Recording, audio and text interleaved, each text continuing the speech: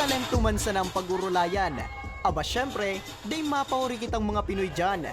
Kung pambato sa human beatboxing, igwamang kitakaan. Sa fire dancing, igwaman. Sa karantaan asin baraylian pa daw. Kaya naman sa Padang Got Talent, ang talentadong individual na ini ang nagtiripon asin nagpatribayan.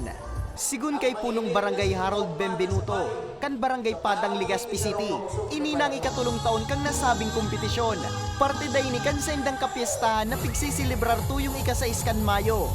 Apwera sa makapagtaong kaugmahan, o beto mandaan ninda na maipabisto pa ang Pandan Festival sa pagtaraid na probinsya maging sa luwas kang reyon.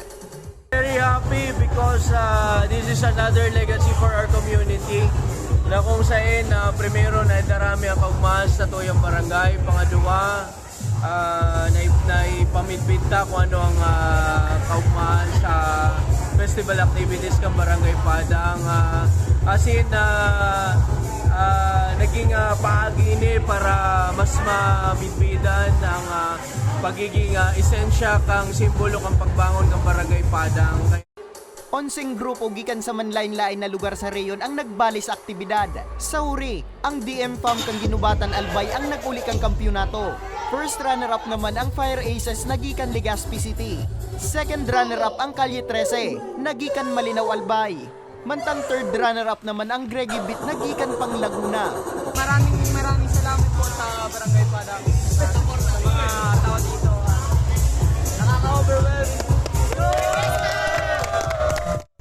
Mientras tanto, apwera sa Padang Got Talent Year 3 Extreme Edition, an SK Council kang nasambit na barangay, an padagos man na pagkondukta ni mga tournament, nga ni magiya ang kapwa hobenes, pasiring sa mabaskog na salud, asin mairayo sa maraot na bisyo.